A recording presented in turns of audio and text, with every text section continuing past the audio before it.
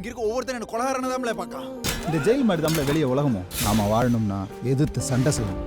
ஆச்சி மசாலா. எந்த சமையலும் ருசி தேடும் ரகசியம் 20 ரூபாய்.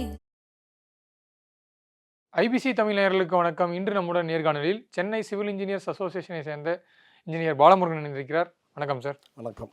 பார்ட்டி ஃபண்ட், மினிஸ்டர் ஃபண்ட் கடந்த ஆட்சி காலங்களில் மிக அதிகமான அளவில் வசூலிக்கப்பட்டது. தாவேகா ஆட்சி அமைந்ததுக்கு பிறகு இதெல்லாம் நிறுத்தப்பட்டிருக்கு. ஸோ இனி வர காலங்களில் டெண்டர்களுக்கு இந்த மாதிரியான நிதிகளை வசூலிக்க அரசு அனுமதிக்காது அப்படின்றத அமைச்சர் பொதுப்பணித்துறை அமைச்சர் ஆதவ அர்ஜுனா அவர்கள் பேசியிருந்தார். அதே போல் அசம்பிளியில் சிஎம் பேசும்போது டாஸ்மார்க் மூலிமா பார்ட்டி ஃபண்ட் வருது. ஸோ இந்த பார்ட்டி ஃபண்ட்லாம் நாங்கள் முறைப்படுத்தியிருக்கோம். எந்த வருமானமாக இருந்தாலும் நேரடியாக அரசு கஜானாக்கு வர மாதிரி ஸ்ட்ரீம்லைன் பண்ணியிருக்கோன்றதையும் பேசியிருக்காரு. நீங்கள் இன்ஜினியர்ஸ் அசோசியேஷன்லேயும் இருக்கீங்க, அதுவும் சென்னை பேஸ்டில் இருக்கனால நான் கேட்குறேன். இந்த பார்ட்டி ஃபண்ட், மினிஸ்டர் ஃபண்ட் ஒரு கவர்மெண்ட் ஒரு டெண்டரை விடுறாங்கன்னா, இப்போது 10 பேர் ஒரே ரேட்டை கோட் பண்ணி அந்த டெண்டரில் போட்டி போடுறதெல்லாம் கடந்த காலங்களில் பார்த்துருக்கோம். ஸோ இப்போது இந்த பார்ட்டி ஃபண்ட், மினிஸ்டர் ஃபண்ட் என்ன பர்சன்டேஜில், எந்த ரேஷியோவில் அரசியல் கட்சிகளுக்கோ இல்லை ஒரு தனிப்பட்ட நபர்களுக்கோ அதிகாரிகளுக்கோ போகுது? இது என்ன நடக்குது? இதை பற்றி கொஞ்சம் விளக்கமாக சொல்லுங்கள் சார். பார்ட்டி ஃபண்டுங்கிறது இப்போ தான் எல்லாருக்கும் தெரியும். பட் இது காலங்காலமாக நடந்துருக்கு. நாட் ஓன்லி இப்போ லாஸ்ட் 5 இயர்ஸ், அதுக்கு முன்னிலேருந்து கிட்டத்தட்ட எனக்கு விவரம் தெரிஞ்சு நாங்கள் இந்த இண்டஸ்ட்ரியில் வந்ததுலேருந்தே பார்த்துட்ருக்குறோம். அதெல்லாம் நடந்துட்டு தான் இருக்குது. ஒவ்வொரு அப்ரூவலுக்கும் இவ்வளோ காஸ்ட்டுன்னு சொல்லி ஃபிக்ஸ் பண்ணி வாங்கிட்டு இருந்தாங்க. இன்றைக்கி 27 ரூபாயிலேருந்து 30 ருபீஸ் வரையும் பார்ட்டி ஃபண்டுன்றதை கேட்டுட்டு 27 ரூபாய் பர் ஸ்கொயர் ஃபீட்டுக்கு கொடுத்துட்டு இருந்தாங்க. சார் பிரிட்ஜி, பில்டிங் எதாக இருந்தாலும் உங்களுக்கு எந்த ப்ராஜெக்டாக இருந்தாலுமே, முக்கியமாக இந்த அப்பார்ட்மெண்ட்டு பண்ணுறாங்க இல்லையா, அவங்கள கொடுத்தா தான் அப்ரூவலே கொடுப்பாங்க. அந்த குடிசை மாற்று வாரியம், நகர்ப்புற எதுவாக இருந்தாலும், எந்த டிபார்ட்மெண்ட்டாக இருந்தாலும், போலீஸ் ஹவுசிங்கில் மட்டும் அந்த மாதிரி கிடையாது. ஏன்னா நான் அந்த இதில் கொஞ்சம் ரிலேட்டடாக இருந்திருக்கேன். அங்கே அது ஒரு தனி நிறுவனம்ன்றதால அது டிஜிபி தான் சேர்மனாக இருந்தார். ஸோ அந்த இடத்துல ரொம்ப டஃப்பு. அங்கே அதை தவிர இது எல்லா செக்டர்லேயும் நான் பார்த்துருக்கேன். ஸ்கொயர் ஃபீட்டுக்கு 27 ரூபா, 27 ரூபா, 25லேருந்து 27 ரூபா, 30 ரூபா, ஒவ்வொரு காட்சியும் ஒரு மாதிரி வாங்குவோம். நம்ம ஒன்லி டிஎம்கே கவர்மெண்ட்டை மட்டும் சொல்கிறோம். அதுக்கு முன்னாடி நடந்திருக்கு, அதுக்கு முன்னாடி உள்ள டிஎம்கே கவர்மெண்ட்டும் நடந்திருக்கு. இதெல்லாம் கண்டினியூஸாக நடக்கிற ஒரு விஷயந்தான். இது டிவிகே இதை ஆக்ஷன் எடுத்தோடனே, புது சிஎம் ஆக்ஷன் எடுத்தோடனே இன்றைக்கி வெளியில் அது பிரபலமாக தெரியுது. இது ஆல்ரெடி நடந்துட்டு இருக்கிற ஒரு விஷயம் தான். இல்லை இது என்ன சார், பார்ட்டி ஃபண்டுன்னு ஒரு டேம் சொல்கிறாங்க, அப்புறம் மினிஸ்டர் ஃபண்டுன்னு ஒன்று சொல்கிறாங்க. என்ன டிஃப்ரென்ஸ்? பார்ட்டி ஃபண்டுங்கிறது அப்ரூவலுக்காக கொடுக்கறது சார்.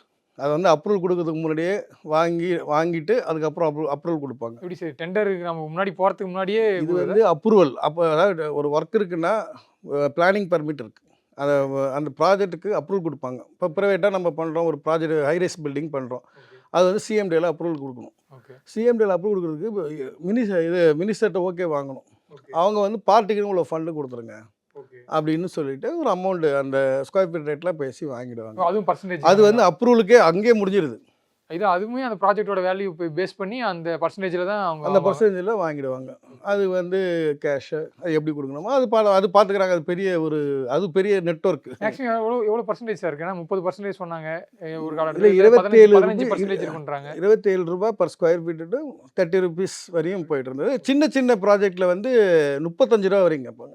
அது மினிஸ்டருக்கு போகணுன்னு சொல்லி அதிகாரிகள் மட்டத்தில் வாங்கிடுவாங்க. இதுதான் நடந்துட்டு இருந்தது. எம் ஃபண்டுங்கிறது வேறு. எம் ஃபண்டு, மினிஸ்டர் ஃபண்டுங்கிறது எப்படின்னா, ஒன்ஸ் இது அப்ரூவலுங்கிறது ப்ரைவேட் செக்டர் மெயினாக. அதே நீங்கள் சொல்கிறது மீன்ஸ் ஒரு பிரைவேட் ஒரு அப்பார்ட்மெண்ட் கட்ட அந்த பில்டர் பார்ட்டி ஃபண்ட் கொடுக்கணும். Party fund. ஓகே. ஸோ அது தனி செக்டர். எம் ஃபண்டுங்கிறது கவர்மெண்ட் ப்ராஜெக்டில் கான்ட்ராக்ட் எடுக்கிறாங்க பார்த்தீங்களா, பெரிய பெரிய கான்ட்ராக்டர்ஸ் இருக்காங்களா, அவங்க கொடுக்குறது மினிஸ்டர் ஃபண்டு. ஸோ அது ஒரு கோடு எடுத்து வச்சுக்கிறாங்க. இது என்னோடய ஃப்ரெண்ட்ஸுங்களே நிறைய பேர் ஆஃபீஸர்ஸ் இருக்கிறாங்க. அவங்க என்ன சொல்லுவாங்கன்னா, இந்த மாதிரி மினிஸ்டர்ஸ் முன்னாடியே கேட்குறாங்க, நான்லாம் நேர்மையாக தான் வேலை செய்யணும்னு ஆசைப்பட்டேன், பார்த்தா கவர்மெண்ட்டில் கேட்குறாங்க. அந்த சிஎம், பழைய சிஎம் ஒருத்தவங்களை பற்றி சொல்கிறாங்க. ஸோ அந்த பணம் கொடுத்து அவங்க என்னென்னா, அட்வான்ஸாக நீங்கள் எனக்கு வாங்கி கொடுத்துருங்க, கட்சிக்கு வேணும், நீங்கள் அப்புறம் கலெக்ட் பண்ணிக்கோங்க. அந்த லெவலுக்கு அதிகாரிகளே வற்புறுத்தி பேமெண்ட் வாங்கியிருக்காங்க.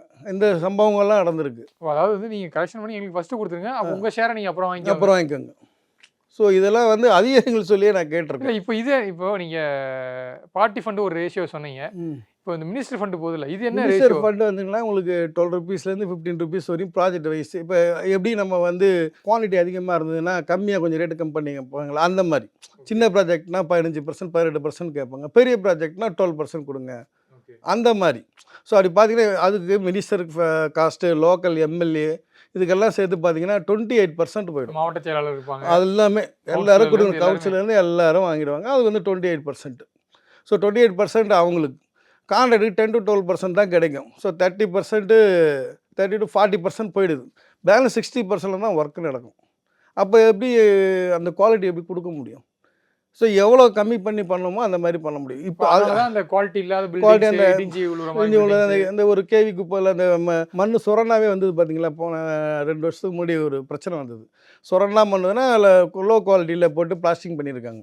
பிகாஸ் அந்த கான்ட்ராக்டர்ஸும் அவங்களுக்கும் ப்ராஃபிட் வரணும் பார்ப்பாங்க. அப்போ அவங்க ஒரு 10%, 12% வேல்யூ குறைக்கும் போது ஆட்டோமேட்டிக்காக தரம் இல்லாத பொருட்கள் தான் பயன்படுத்த. அப்படி தான் பண்ண முடியும். லோ குவாலிட்டி மெட்டீரியலை வாங்கி போடுற சூழ்நிலை அவங்க என்ன பண்ண முடியும்? ஸோ அவங்க என்ன பண்ணுறாங்கன்னா இந்த மாதிரி ஒரு பிரச்சனை வருதுன்ட்டு அதுக்கப்புறம் என்ன பண்ணுறாங்க, பெரிய பெரிய ப்ராஜெக்ட்லாம் வந்து மினிஸ்டரோட ரிலேட்டிவ் அவங்களுக்குலாம் வந்து என்ன பண்ணுவாங்கன்னா, முன்னாடியே இவர் தான் கான்ட்ராக்ட், இவருக்கு ஏற்ற மாதிரி எஸ்டிமேட் போட்டுருங்க அப்படின்னு சொல்லிட்டு இவங்களுக்கு எவ்வளோ பேமெண்ட் வருமோ அதுக்கேற்ற மாதிரி எஸ்டிமேஷன் முன்னாடியே போட்டு அவங்களுக்கு லாஸ் இல்லாமல் பண்ணுறதுக்கு. இது வந்து ப்ரியராகவே வந்து உங்களுக்கு வந்து இந்த ஒரு இங்கே ஒரு கவர்மெண்ட் ப்ராஜெக்ட் ஒரு பில்டிங் கட்ட போகிறாங்கன்னா அதுக்கு ப்ரியராகவே ஒரு எஸ்டிமேஷன் போட்டுருவாங்க ரஃபா. ஆமாம், ரஃபா போட்டு அதுக்கு தகுந்த மாதிரி, அதாவது அவங்களுக்கு என்ன அமௌண்ட் வேணுமோ அதுக்கு தகுந்த யார் கான்ட்ராக்டர் அவருக்கு எஸ்டிமேஷன் இவ்வளோ பூஸ்டப் பண்ணி கொடுக்குறோம். ஓகே, அவர் எவ்வளோ அந்த பேமெண்ட்டை எடுத்து மினிஸ்டர் ஃபண்டுக்கு கொடுத்துடணும். ஓகே. ஸோ அப்படி ஒரு சம்பவங்கள்லாம் இப்போ லாஸ்ட்டாக நடக்க ஆரம்பிச்சிருச்சு. ஏன்னா இப்போ குவாலிட்டி கம்மியாக பண்ணி பண்ணுறதால கவர்மெண்ட் கெட்ட பேர் வருதில்ல. ஸோ ரேட்டை வந்து ஏற்றி கொடுத்துட்டோன்னா நீங்கள் அதே குவாலிட்டியில் கட்டுங்க, எங்களுக்கு இந்த ஃபண்டை எடுத்து கொடுத்துருங்க. ஸோ அப்போ என்ன பண்ணுவாங்கன்னா அது முக்கியமான கான்ட்ராக்டர்ஸ்க்கு அவங்களுக்கு ஒரு அமௌண்ட்டு அந்த எஸ்டிமேஷனை பூஸ்டப் பண்ணி கொடுத்துட்டு நீங்கள் பில்டிங் குவாலிட்டியாக கட்டிடுங்க, பட் எங்களுக்கு வந்து ஒரு ஹை வேல்யூ எஸ்டிமேஷன் வந்து ஒரு ஹை வேல்யூ. ஸோ இது வந்து முக்கியமான கான்ட்ராக்ட் மட்டும், மற்றவங்களாம் கஷ்டப்படணும். அந்த 60% எல்லாமே கவர்மெண்ட்டுக்கு லாஸ் தானே சார்? கண்டிப்பாக லாஸு, கண்டிப்பாக லாஸு. இது வந்து ஒரு விஞ்ஞான முறையில் பண்ணுற ஒரு விஷயம். ஸோ இப்போ தாவேக அரசு பொறுப்பேற்றதுலேருந்து இது எல்லாமே வந்து இப்போ என்ன ஆயிடுச்சுன்னா ஜீரோ ஆயிருக்கா? இல்லை, இப்போ என்ன எம் ஃபண்டு வந்து கொடுக்கக்கூடாதுன்னு நம்ம மினிஸ்டர் ஆதவ் அர்ஜுனா சொல்லிட்டு இருந்தார். அதாவது ஃபஸ்ட்டு எங்களுக்கு நியூஸ் வந்துருச்சு, இந்த மாதிரி கவர்மெண்ட்டில் சொல்கிறாங்க, இது உண்மையாக போய் தெரில அப்படின்னு சொல்லி எங்கிட்டலாம் பேசினாங்க. பட்டு அவர் ஓப்பன் ஸ்டேட்மெண்ட்டாக ஒரு வாரத்தில் வந்து அனௌன்ஸ்மெண்ட்டு யாரும் கொடுக்கக்கூடாதுன்னு சொல்லி டிவிலெலாம் ஃப்ளாஷ் பண்ணிட்டார். அப்போ தான் இவங்களெலாம் நம்பிக்கையே வந்தது. இப்போ என்ன நடக்குதுன்னா, இப்போ போடுற டெண்டரு மினிஸ்டர் ஃபண்டு தான் இல்லையே, நான் வந்து நெகட்டிவில் போடுறேன். எனக்கு அந்த ஃபண்டு நெகட்டிவ் சார். ஏன்னா இப்போ எஸ்டிமேஷன் இப்போ ஒரு 100 ரூபா வேறக்க நான் 80 ருபீஸ்க்கு பண்ணி தரேன். ஏன்னா அந்த 20% எனக்கு நான் இன்னொருத்தர் கொடுக்க போகிறதில்ல. புரியுது. எம் ஃபண்டு கொடுக்க போகிறதில்ல. ஒரு பில்டிங் கட்டுறதுக்கு ஒரு 1000 ரூபா ஆகும்னா இப்போ ஒரு 800 ரூபாயிலே அந்த பண்ணி தரேன். ஏன்னா எனக்கு எக்ஸ்ட்ரா செலவு இல்லை. ஸோ அதனால் அரசுக்கு லாபம் மிச்சமாகிடுது. டிவிகே கவர்மெண்ட் வந்ததுக்கப்புறம் இந்த ஒரு பாசிட்டிவான ஒரு விஷயத்தை கேள்விப்படுறோம். இது வந்து போலீஸ் ஹவுசிங்கில் நான் ஒர்க் பண்ணிடுறேன். அங்கே வந்து நெகட்டிவ் இதில் தான் பண்ணுவாங்க கவர்மெண்ட்டு, ஆனால் குவாலிட்டியாக பண்ணிவிட்டு அதை பண்ணுவாங்க. ஏன்னா போலீஸ் டிபார்ட்மெண்ட்டுங்கிற ஒரு விஷயத்தில் அது நான் பாசிட்டிவாக பார்த்தேன். சார், இப்போது நீங்கள் சொன்ன மாதிரி அமைச்சர்களுக்கு ஒரு ஷேர் போகுது, பார்ட்டி ஃபண்டு மினிஸ்டர் ஃபண்டு போகிறத தாண்டி இன்றைக்கி வந்து ஒரு கவர்மெண்ட் ப்ராஜெக்டில் அந்த டெண்டர் விடுறதுலேருந்து அந்த ஒர்க்கு முடிச்சு தர வரைக்கும் நீங்கள் வந்து ஒரு டிபார்ட்மெண்ட்டில் சம்மந்தப்பட்ட ஒரு ஐஏஎஸ் லெவலில் ஒரு செக்ரட்டரியில் ஆரம்பித்து அதுக்கப்புறம் இன்ஜினியர்ஸ் இருக்காங்க, ஏடிஸ் இருக்காங்க, அதுக்கப்புறம் சூப்பர்வைசர் லெவல் வரைக்கும் கீழ் லெவல் வரைக்கும் ஆஃபீஸர்ஸ் இருக்காங்க. ஸோ இவ்வளோ அதிகாரிகள் இருக்கும்போது இங்கே ஒரு ஆட்சி மாற்றம் வருது, மினிஸ்டர்ஸ் மாறுறாங்க. இதெல்லாம் தாண்டி இங்கே இருக்கக்கூடிய அதிகாரிகளுக்கு இந்த பார்ட்டி ஃபண்டில் இந்த மினிஸ்டர் ஃபண்டோ அவங்களுக்கு ஒரு கணிசமான தொகை போய் சேருது. ஸோ இப்போ இவங்களுக்கு இவங்க மேலே என்ன மாதிரியான ஆக்ஷன் எடுக்க போகிறாங்க? ஏன்னா இவ்வளோ நாள் அந்த அரசாங்கத்தில் பணிபுரிஞ்சவங்க தான் இப்போ இந்த அரசாங்கத்துலேயும் பணிபுரிய போகிறாங்க. ஸோ கண்டிப்பாக அவங்களுக்கும் இந்த பார்ட்டி ஃபண்ட் எம் ஃபண்ட்லாம் வந்து மிகப்பெரிய அளவில் பங்கு இருக்குது. ஸோ இப்போ இவங்களுக்கு மேலே என்ன ஆக்ஷன் எடுக்க போகிறாங்க, எடுத்திருக்காங்களா? ஏன்னா இப்போது நான் கேள்விப்பட்ட வரைக்கும் இப்போது அதிகாரிகளுக்கும் 2%லேருந்து 5% போயிடும்ன்றாங்க. ஸோ இப்போ இதெல்லாம் எப்படி தடுக்க முடியுமா? ஏன்னா இப்போ நீங்கள் சொல்கிறீங்க பார்ட்டி ஃபண்ட் எம் ஃபண்ட் வேணான்ட்டு, ஆனால் இங்கே டெண்டர் ஒரு ஓப்பன் பண்ணுறதுலேருந்து நீங்கள் முடிச்சு கொடுக்குற வரைக்கும் எல்லாமே வந்து கண்ட்ரோல் வந்து என்ன தான் பேரளவுக்கு மினிஸ்டராக இருந்தாலும் இங்கே அதிகாரிகள் தான் வந்து பவர் சென்டராக இருக்காங்க. இப்போ இதை தடுக்க முடியுமா? இதை வந்து இதை வந்து பியூராக இல்லாமல் பண்ண முடியுமா? கண்டிப்பாக. அதாவது இப்போது 1, 2 ஆக்ஷன் தான் எடுத்துகிட்டு இருக்கிறாங்க. இப்போ நிறைய ட்ரான்ஸ்ஃபர் ஃபஸ்ட்டு பண்ணியிருக்காங்க. ட்ரான்ஸ்ஃபர் ஃபஸ்ட்டு பண்ணிவிட்டு இப்போ புது ஆஃபீஸர்ஸை கொண்டு வந்திருக்காங்க. அதாவது டிபார்ட்மெண்ட்டில் தெரியும் அவங்களுக்கு வந்து ஓரளவுக்கு நேர்மையான ஆளுங்க யாருன்னு தெரிஞ்சிடும். ஸோ தெரிஞ்சதுன்னா ஒரே ஒரு அதிகாரியை வந்து ஒரு டைம் மாற்றினாங்க, திருப்பி அந்த அதிகாரியை மாற்றிட்டு ஒரு வாரத்தில் மாற்றுறாங்க. அதை நான் பார்த்தேன். ஸோ அந்த மாதிரி மாற்றிட்டு கரண்ட்டில் உள்ள ஒரு ஒரு ஒரு நியூ பர்சனை போடுறப்போ, ட்ரான்ஸ்ஃபர் பண்ணி ப்ரொமோஷனில் கொண்டு வந்து போடுறப்போ, அவங்க என்ன சின்சியராக வேலை செய்யணும்னு தான் நினைப்பாங்க. ஒரு மிகப்பெரிய பதவியில் கொண்டு வரப்போ அவங்க என்ன பண்ணுறாங்க, ஏற்கனவே என்ன நடந்திருக்குன்றத ஆய்வு பண்ணுறாங்க. ஆய்வு பண்ணிவிட்டு இதுக்கு வந்து கண்டிப்பாக வந்து அரசு வந்து நடவடிக்கை எடுக்கணும். எடுத்தால் நல்லது. எடுத்தால் தான் அப்போ வந்து மற்றவங்க திருப்பி அதுபோல் ரிப்பீட் ஆகாமல் இருக்கும். ஏன்னா மினிஸ்டர் ஃபண்டுகளெல்லாம் ஆயிடுச்சு. இப்போ சென்ட்ரல் கவர்மெண்ட்டில் பார்த்தீங்கன்னா மினிஸ்டர் ஃபண்டு கிடையாது. சின்ன சின்ன இதில் பெருசில் அவங்க பெரிய இதில் போயிட்டுருக்குன்னு வச்சுக்கோங்க. பட் சின்ன சின்ன கான்ட்ராக்டர் பெரிய எஃபெக்ட் ஆகிறதில்ல. அங்கே வந்து ஒன்லி 6 to 7% வந்து சென்ட்ரல் கவர்மெண்ட்டில் வந்து அதிகாரிகளுக்கு காசு கொடுக்குறாங்க. இங்கே வந்து 12% வரையும் அதிகாரிகளுக்கு கொடுத்துட்ருக்குறாங்க. ஸோ இப்போ வாங்கக்கூடாதுன்னு சொல்லியிருக்காங்க. வாங்கக்கூடாதுன்னு சொன்னதால் இப்போ இப்போதைக்கு எதுவும் சத்தம் இல்லாமல் இருக்குது. கொஞ்சம் கொஞ்சமாக தான் தெரியும். அது வந்து கரெக்டாக இம்ப்ளிமெண்ட் ஆகுதா இல்லையா, வாங்குறாங்களா, என்ன மாதிரி வாங்குறாங்கன்றது கொஞ்சம் கொஞ்சமாக தான் தெரியும். பட் கவர்மெண்ட்டுக்கு தெரிஞ்சால் நமக்கு பிரச்சனை அப்படின்றதால. ஏன்னா இந்த இடத்துல வந்து வேறு வழி இல்லை, பாண்டிங் இருந்துகிட்டே இருக்கும். இன்றைக்கி ஒரு பொருள் வாங்கினா அன்னையோட முடிஞ்சிடும். பட் இது வந்து சர்வீஸ் ஓரியன்ட் ஏரியா. ஸோ இது வாங்குறாங்களா இல்லைன்னு கொஞ்சம் கொஞ்சமாக தான் தெரியும். இப்போ யாரும் கேட்டு ஓப்பனாக பேசுறதில்ல, வாங்குறதில்ல. இப்போதைக்கு சைலண்டாக இருக்குது. ஸோ இந்த ஒர்க்கு டெண்டர் இப்போ தான் போட ஆரம்பிச்சாங்க. டெண்டர் வந்து லாஸ்ட்டாக இந்த எலெக்ஷனுக்கு முன்னாடி என்ன பண்ணியிருக்காங்க, பழைய கவர்மெண்ட்டு ஃபுல் அண்ட் ஃபுல்லு வந்து டெண்டரை விட்டு முன்னாடியே காசு வாங்கியிருக்காங்க. அது வந்ததுக்கப்புறம் இந்த கவர்மெண்ட் வந்து ஸ்டாப் பண்ணிட்டாங்க. ஏன்னா இது வந்து பூஸ்டப் பண்ண எஸ்டிமேஷன் தெரிஞ்ச டெண்டர் வந்து பூஸ்டப் பண்ணியிருக்காங்க. அதை வந்து எடுத்திருக்காங்க. அதுக்கு காஸ்ட்டு முன்னாடியே கொடுத்துட்டு தான் அந்த டெண்டரை அவார்ட் பண்ணியிருக்காங்க. இந்த உத்தண்டி பிரிட்ஜுக்கெல்லாம் வந்து கேன்சல் பண்ணியிருக்காங்க. ஆமாம், நிறைய இது ஆட்டோலே அது நிறைய டெண்டரை வந்து ஸ்டாப் பண்ணியிருக்காங்க, கேன்சல் பண்ணியிருக்காங்க. பண்ணாதீங்க. இந்த ரீடெண்டர் வர்றதுக்கு இப்போ வந்து பிடபிள்யூவில் வந்து ஃபுல் அண்ட் ஃபுல்லு வந்து ஆய்வு பண்ணிகிட்ருக்காங்க. கூடிய விரைவில் அந்த ஆய்வை முடிச்சுட்டு தான் வந்து ரீடெண்டர் விடுவாங்க. இப்போ பேசிக் காஸ்ட்டை ஃபிக்ஸ் பண்ணி கொடுப்பாங்க. இதில் வந்து எம்ஃபண்ட் இல்லைன்னா நான் சொன்ன மாதிரி அவங்களுக்கு லாபங்க கவர்மெண்ட்டுக்கு மிச்சமாகுது. அதனால் அந்த காஸ்ட்டு வந்து கவர்மெண்ட்டுக்கு மிச்சமாகிறது இல்லையா. அதனால் அவங்க வந்து அந்த ஆய்வு பண்ணதுக்கப்புறம் என்ன மாதிரி ஊழல் பண்ணியிருக்காங்கிறது தெரிஞ்சிடும். இப்போ என் கேள்வி என்னென்னா, இங்கே வந்து லஞ்சம் கொடுக்குறதும் தப்பு, வாங்குறதும் தப்பு. ஸோ ரெண்டுமே வந்து அஃபென்ஸ் தான். அப்படி இருக்கக்கூடிய சூழ்நிலையில் இப்போ திமுக அதிமுக மாறி மாறி ஆட்சி செஞ்சுட்டு இருக்கும்போது இப்போது பெரிய பெரிய டெண்டர்ஸ்லாம் பார்த்தீங்கன்னா ஒரு சில குறிப்பிட்ட நிறுவனங்கள் மட்டும் தான் வந்து டேக் ஓவர் பண்ணுவாங்க.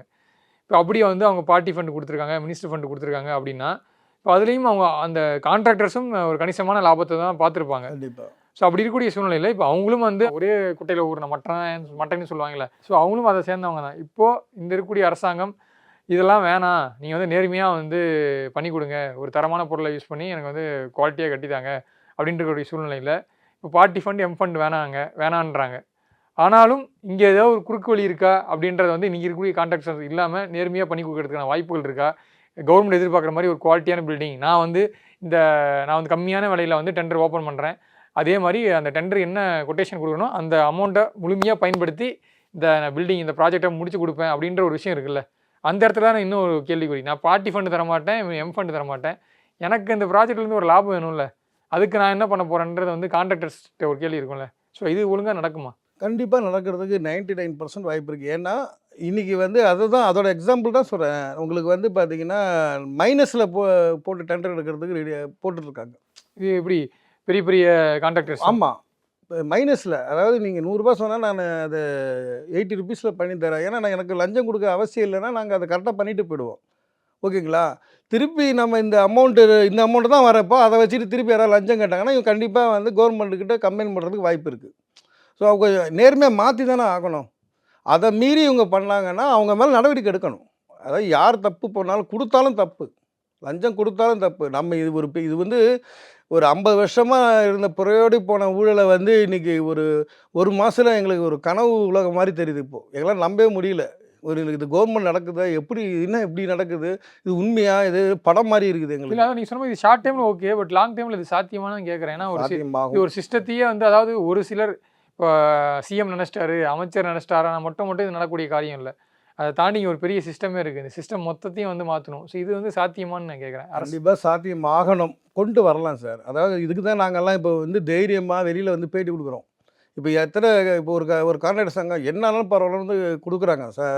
தனக்கு என்னாலும் பரவாயில்ல, நம்ம வந்து வெளிப்படுத்துவோம் அப்படி சொல்லிட்டு. இன்றைக்கி எஜுகேஷனல் இன்ஸ்டியூஷன் ரினியூவல் விஷயம், என்ஓசி கொடுக்குற விஷயத்தில் தைரியமாக சொல்கிறாங்களே, எங்களுக்கு வந்து எவ்வளோ பெரிய விஷயமா இருக்குது. நாங்கள் அதை வந்து குழந்தைங்களுக்கு கொடுக்குறோம், அதோட அமௌண்ட்டை வந்து குழந்தைங்களுக்கு ஃபீஸ் கம்மி பண்ணுறோம் அப்படின்னு வெளிப்படையாக சொல்கிறாங்க இல்லையா? ஸோ இது மாதிரி சமுதாயத்தில் ஒரு மாற்றம் நடந்தால் கண்டிப்பாக அதை கொண்டு வந்துடலாம். நிஜமாக இது வந்து அதிகாரிகளும் தயவு செஞ்சு புரிஞ்சுக்கணும். இதை உங்களுக்கு நல்ல சேலரி தான். சேலரியில் இப்போ டாஸ்மாக்னா ஒரு 14,000 என்ன பண்ண முடியும்னு கேட்குறாங்க. ஸோ அவங்களுக்கு பேமெண்ட் சேலரி ரிவைஸ் பண்ணி கொடுக்கலாம், தப்பு இல்லை. பட் மினிமமே ஒரு ஏஇஜேக்கெலாம் ஒரு 40,000லேருந்து ₹1,00,000 வரையும் சம்பளம் வாங்குறப்போ, அப்போது வந்து அவங்களுக்கு லஞ்சம் வாங்குறதுக்கு அவசியம் இல்லாமல் இருக்குது. தயவு செஞ்சு அவங்கெல்லாம் வந்து திருந்தணும். இதுக்கப்புறம் வந்து இதை கொண்டு வராமல் எல்லோரும் நம்ம மக்களாக சேர்ந்து நம்ம அடுத்த தலைமுறைக்கு வந்து ஒரு நல்ல ஒரு ஆரோக்கியமான ஒரு விஷயத்த கொடுத்துட்டு போகணும் இல்லையா? அதனால் மக்களும் இதை வந்து சப்போர்ட் பண்ணணும். நான் இன்றைக்கி வந்து ஒரு பணம் நிறையா இருக்குது, நம்ம வந்து கொஞ்சம் சீக்கிரமாக வேலை நடக்கட்டுன்ட்டு வேணுன்னே பணம் கொடுத்து, பணம் இருக்கிறவர் கொடுத்துட்டு, அதுக்கப்புறம் அதை ஃபாஸ்ட்டாக பண்ணி வாங்கிட்டு அதே இதை வந்து மற்றவங்கள்ட்ட எதிர்பார்க்க ஆரம்பிச்சிருவாங்க. ஸோ ஒரு நம்மக்கிட்ட இருக்குன்றதுக்காக கொடுக்கவும் கூடாது. கொடுத்தோன்னா அதை அதிகாரி கெட்டு போயிடுவாங்க. ஸோ அதிகாரியை நம்ம பொதுமக்களும் வந்து கெடுத்துடக்கூடாது. அதிகாரிகளும் நம்ம அடுத்த ஜென்ரேஷன் உங்கள் பசங்களும் நாளைக்கு இதே தான் நிலைமை. ஸோ நீங்களும் வந்து திருந்தணுன்றது தான் என்னோடய ஒரு விஷயம். இது வந்து ஒரு செயின் லிங்க் மாதிரி தான். எல்லாருமே திருந்தணும். இப்போ காசு வாங்காமல் காசு வாங்கிட்டு கூட மாற்றி ஓட்டு போட்டாங்க. ஸோ காசு கொடுத்தாலும் ஓட்டு போட மாட்டேன் அப்படிங்கிற அளவுக்கு வந்திருக்காங்க மக்கள். பெரிய புரட்சி இது. நான் வந்து இது நான் எதிர்பார்க்கவே இல்லை. நான்லாம் தமிழ்நாட்டில் இருக்கலாமா, ஃபேமிலியோட செட்டில் ஆகலாமா. சென்னையில் நிறைய இடங்கள்ல இந்த எலெக்ஷன் சமயத்தில் வந்து நிறைய வீடுகள் வந்து இடிச்சு கட்டிட்டு இருந்தாங்க. ஆமாம். ஏன் வந்து அடுத்தடுத்து இடிச்சிட்டு பழைய வீடுகள்லாம் இடிச்சுட்டு புதுசு கட்டிட்டாங்க. ஏன் வந்து எலெக்ஷன் டைமில் இடிக்கிறாங்கன்னா, மற்ற டைமில் வந்து ஒரு வீடை வந்து சென்னை சிட்டிக்குள்ளே கார்ப்பரேஷன் மாநகராட்சி எல்லைக்கு உட்பட்ட பகுதியில் இடித்து கட்டினாங்கன்னா, அந்த ஏரியாவில் இருக்கக்கூடிய கவுன்சிலரில் ஆரம்பித்து லோக்கல் ஸ்டேஷனில் இருந்து எல்லா இடத்துக்கும் வந்து ஒரு அமௌண்ட்டை வந்து கொடுக்கணும். யார் வீடு கட்டுறாங்களோ அவங்க வந்து இது வந்து எந்த கணக்குலையும் வராத ஒரு பணம். ஆனால் அவங்களுக்கு வந்து ஒரு கவுன்சிலர் வந்து பார்ப்பாரு, நீ எவ்வளோ ஸ்கொயர் ஃபீட்டில் கட்டுற, எவ்வளோ எத்தனை ஃப்ளோர் கட்டுற, இதுக்கு தகுந்த மாதிரி ஒரு அமௌண்ட் வந்து கால்குலேட் பண்ணி வாங்கிட்டு போவாங்க. பட் இது தேர்தல் சமயனால அந்த மாதிரி யாரும் பெருசாக வரமாட்டாங்க. ஏன்னா மக்களுடைய அதிருப்தியை வந்து அவங்க சம்பாதிக்க விரும்ப மாட்டாங்க. ஸோ அதனால் இந்த சமயத்தில் நிறையா வீடுகளை வந்து இடித்து கட்டுறாங்கன்னு சொல்லியும் கேள்விப்பட்டோம். ஸோ சென்னை சிட்டிக்குள்ளேயும் இந்த மாதிரி ப்ரைவேட்டாக ஒருத்தங்க வீடு கட்டுறாங்கன்னா கூட அது வந்து யாரோ ஒருத்தருக்கு லஞ்சம் கொடுத்து தான் கட்டுற மாதிரி இருக்குது. கண்டிப்பாக சார். அது கவுன்சிலரு விடமாட்டார். ஒரு லோக்கல் பஞ்சாயத்தில் ஒரு அப்ரூவல் ஒன்று போரூர் சைடில் பண்ணுறோம். அந்த தலைவர் வந்து 25,000 இல்லாமல் பண்ண மாட்டார். 25,000 கொடுத்த அப்புறம் எங்கெங்கே பேசி 10,000 மாற்றத்துக்குள்ளே போதுமானு ஆயிடுச்சு. ஸோ அந்த மாதிரி கவுன்சிலர் வந்து அந்த இடத்துல லாரி போனால் எங்களுக்கு காசு கொடுக்கணும், ஒரு லாரிக்கு இவ்வளோ காசு கொடுக்கணும்னு அந்த ஏரியாவில் வந்து கட்டவே விட மாட்டாங்க. அவங்க அந்த லாரிக்கு போகிறதுக்கு கவுன்சிலர் ஒரு காசு கொடுத்தா தான் அவர் அலோவ் பண்ணுவார். இந்த மாதிரி ஒரு பெரிய அட்ராசிட்டியோடு இருக்குது. ஸோ அதனால் என்ன பண்ணுறாங்கன்னா, லோக்கலில் இந்த எலெக்ஷன் டைமில் வந்து கட்டினா கொஞ்சம் காசு இல்லாமல் இது பண்ணலாமே, கொஞ்சம் நல்ல பேர் வாங்கலாமே அப்படிங்கிற ஒரு இதில் இருக்கலாம். வேறு ஒன்றும் இல்லை. இது லோக்கல் பாடியிலையும் வந்து இந்த பிரச்சனை இருந்தது. லோக்கல் பாடியிலையும் இந்த பிரச்சனை இருக்குது. ஆமாம். சரி, இப்போது ஜூலை 2வது வாரத்துலேருந்து இந்த பட்ஜெட் கூட்டத்தொடரெலாம் துவங்க இருக்க சூழ்நிலையில் பார்ட்டி ஃபண்டை பற்றி சிஎம்ஏ நேரடியாக பேசியிருக்காரு.